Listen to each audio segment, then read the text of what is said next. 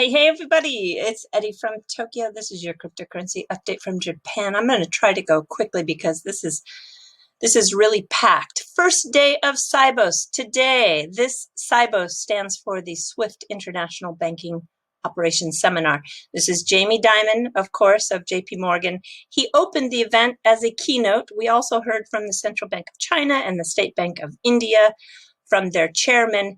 17,000 delegates participated, so I think it was a huge success in terms of participation.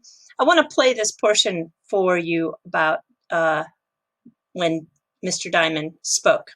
Work from home, and they all serve their clients. So a lot of you know this, but April, May, June, July, August, they were some of the most active months we've ever had in almost all of our businesses. So like you're talking about processing money, I think we hit $9 trillion in one day, which is 50% higher than the norm. Biggest bond issuance, biggest trading months, biggest investment banking months and stuff like that, and flawless.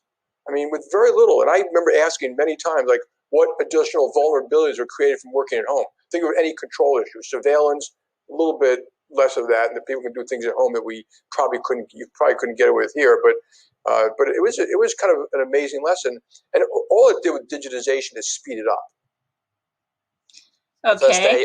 So yeah, I would say expect a lot of announcements from the fintech sector tomorrow. I think that's when a lot of announcements out of Sibos is going to come. Now, I want to really show you a huge contrast, because at Sibos we heard from the Chinese central bank, and they are really, I mean, illustrating how far ahead they are. And if people are telling you that they are not ahead, I don't know what they're listening to. I sometimes think there are people who just want to give you good news because that's going to build their user base, because if they talk about something negative, it's going to turn people off. But you know what?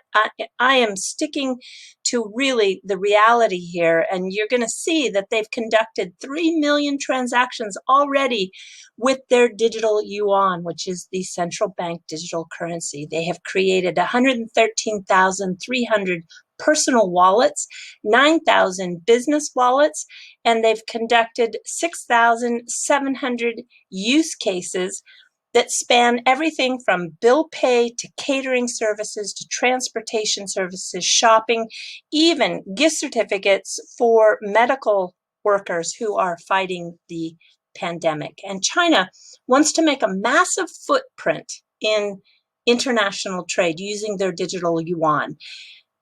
According to the official Chinese statistics, this is August 2019, 66% of trade receipts were paid in US dollars around the world. 1 year later, August 2020, that has dropped to 58%. That is 8 percentage points in just 1 year. This is really the goal. And while we have Jamie Dimon talking about how amazed he is that we're still functioning quite well from home in a keynote, you've got China laying out the reality of how far ahead they are. I just sometimes shake my head. And now this is a quick follow-up to my level up knowledge on Transferwise from yesterday. Some of the comments that came in from people who disagreed with me were, okay, yeah, I don't mind. And I am taking the stance that Transferwise is not going to use RippleNet anytime soon. And I failed to give you really 3 of my reasons. I did put them in the comment section, but I had failed to really focus on that on the video. Number 1, they are using their clients' money for those bank accounts that are in the countries that they serve. This is a P2P model. It's not their capital that's being tied up. So no, this is not a nostro vostro arrangement. This is totally different than what XRP is solving, which is getting rid of, eliminating those nostro vostro accounts for banks. This company, Transferwise, is using their clients' money to create those accounts. All right. So they're extremely profitable. 53% annual growth last year and doubling their profit. And as per this Financial Times article on September 23rd, 2020, you can see that, they are preparing for an IPO. And here I am. This is my third point. I'm on the EquityZen site. This is a platform that I found has the best prices for Ripple shares, Coinbase shares, BitPay. It has an investor that is also backing PolySign, Ripple, and Global ID. That is the CRCM Ventures. And so the last thing that you would ever want to do before you IPO is change your business model. So with having so much success as Transferwise is having, why would you do a change of business model before you're going to IPO? So that's why I stand by my thoughts. However, I loved the polite professional disagreements in the comment section, and I invite you to do it anytime. But I'm still sticking to my belief that Transferwise is going to go its own way. And as promised, I'm going to talk a little bit about Stellar and XLM. And after I do that, I'm going to tell you about a big partnership that is with a RippleNet member, a Ripple user, a supporter, a joint venture partner, and yes, a Ripple board member. But first, I want to point out that some people, I think, missed that Flare, who is going to issue the Spark token, is putting out their information that there is no animosity at all towards Jed, who is the founder of Stellar, but they have made the decision to exclude him from claiming the Spark token. And this is because, well, he's not family. This is not a brother-sister business relationship. No, Jed is not part of the future of the XRP ecosystem. And so I think it was a very responsible decision. And I, too, have no animosity towards Jed or the Stellar Foundation. So I'm going to take you to November 2019. I did a video on this. This is the Stellar Development Foundation blog where they clearly outlined their new strategy.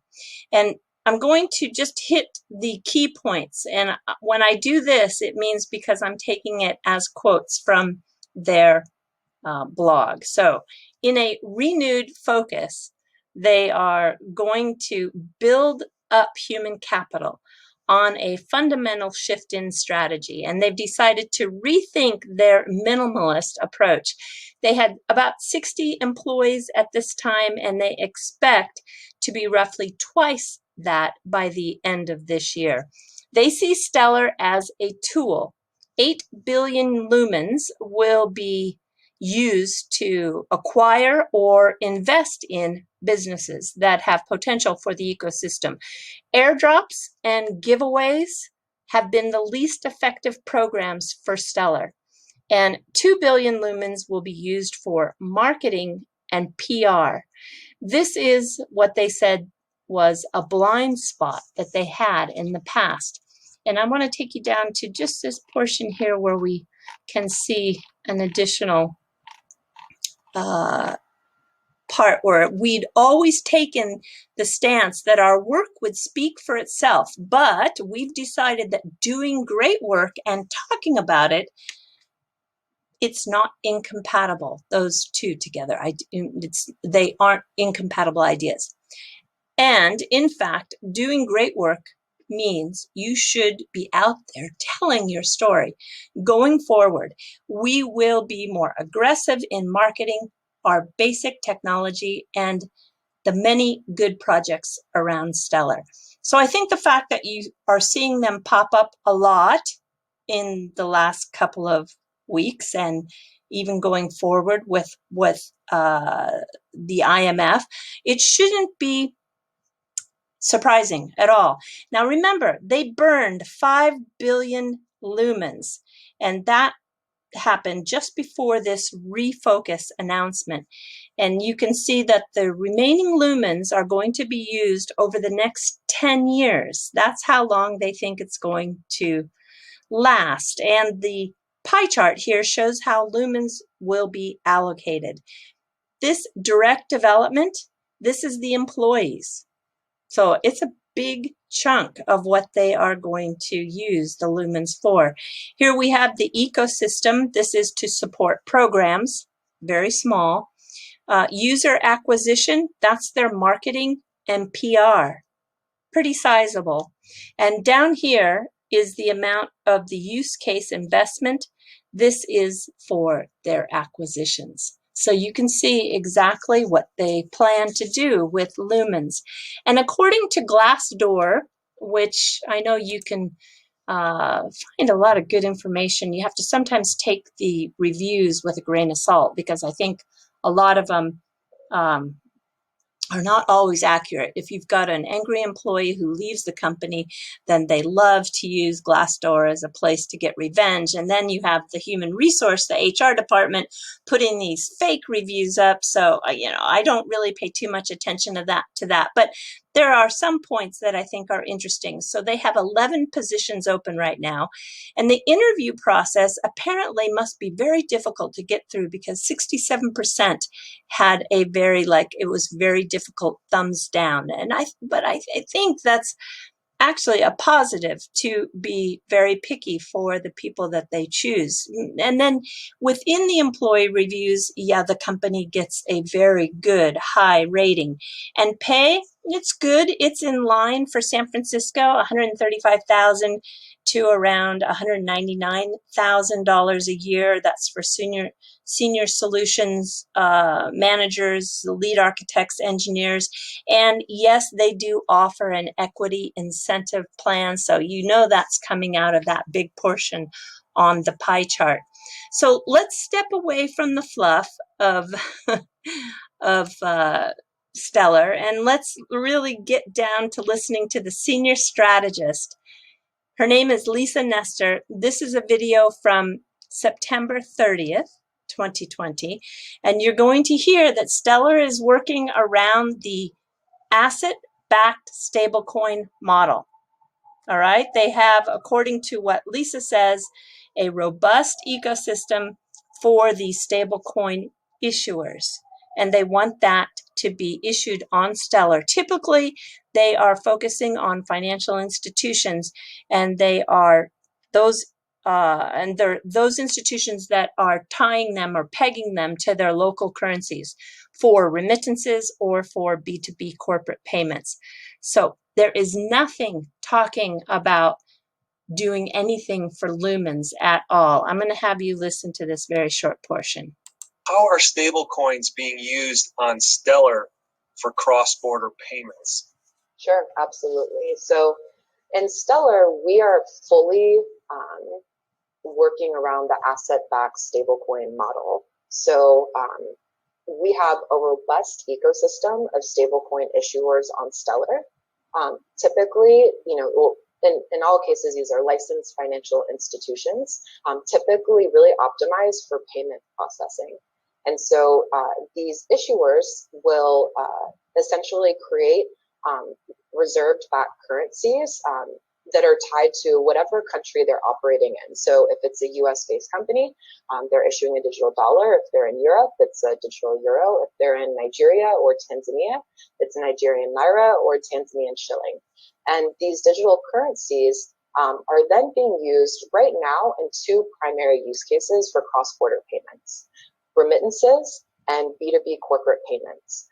What this means is that in the Stellar universe, right now we have less kind of retail consumers holding and using these stable coins. Instead, a remittance company, for example, in Europe, will use stable coins that they are issuing, as well as other stable coins from markets where they want to send payments to, like Nigeria or Tanzania, to execute a direct transaction. And because they're able to use these tokenized digital currencies to execute that payment, there's no intermediary. It's very fast. It's a very low cost transfer. And they're also able to reduce the amount of treasury that they typically have to hold at any given time.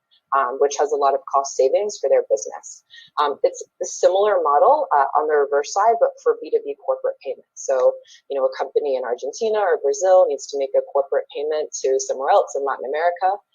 We see really interesting companies utilizing stable coins to kind of migrate how they're doing these cross-border transactions outside of wires, or kind of like more traditional cross-border payment infrastructure, and using it on the Stellar blockchain. Okay, so you got it. It's really focused on providing those rails for the institutions that want to do cross-border, and it's a direct, which means it's a walled garden. It is kind of like Hong Kong and Thailand have been doing.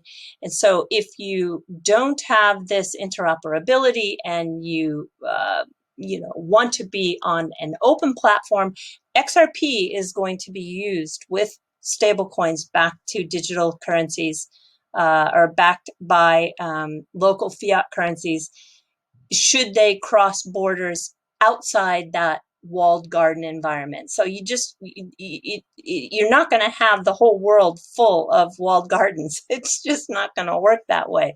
So you can see that the two companies are approaching cross-border remittances quite different. And Lisa is going to be on a panel with the, well, I should say general manager, GM, right? Asheesh Birla.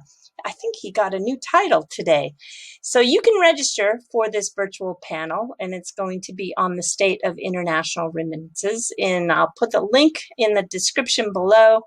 And bottom line for me is Ripple does everything possible to support XRP and the XRP ecosystem.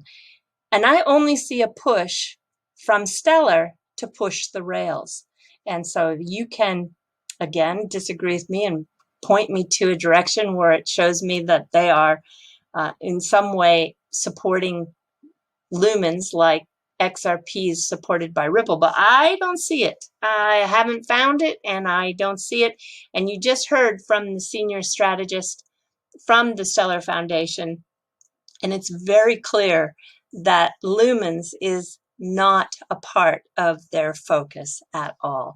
And speaking of stablecoins, Singapore gets its first Singapore dollar-backed stablecoin as of Monday, October 5th.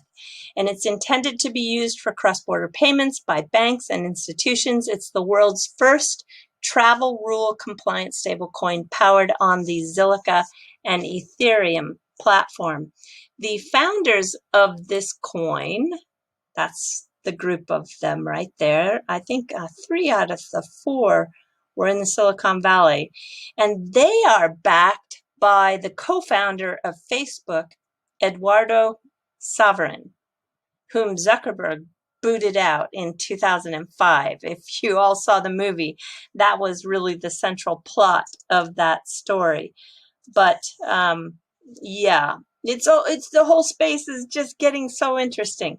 I think that the stable coins in an open environment are going to have real success with the interoperability and the bridge currency that XRP is. For those that stay within their walled gardens or their siloed business models, I don't think that's really the future. So let me just take you to my last story, and that is looking back at Swell 2019, there was the Liquid Group that was in attendance.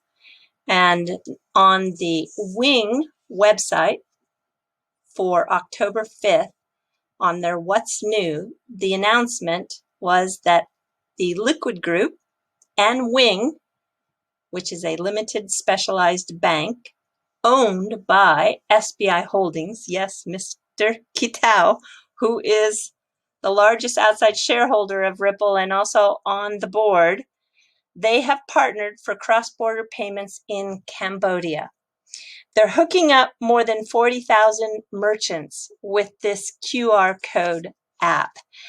SBI in Japan operates under SBI Royal Securities in Cambodia, and they have Wing Cambodia, and J-Trust Royal Bank as one of their group companies.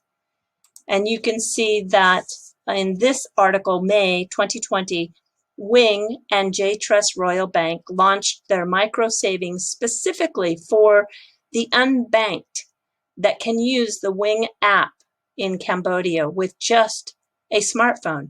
And they can open up these accounts with as little as $5 in equivalent and then earn interest with their smartphone. And that's all they need. I think this is pretty amazing when you see the network effect really happening. Also, Liquid did a partnership with the Siam Commercial Bank, also with their QR code payments app. So the pioneering Wing product was made possible through the support of J-Trust Royal Bank, a joint venture of J-Trust Group in Tokyo and the Royal Group of companies. Yeah, so there you have it. Wow, wow, wow.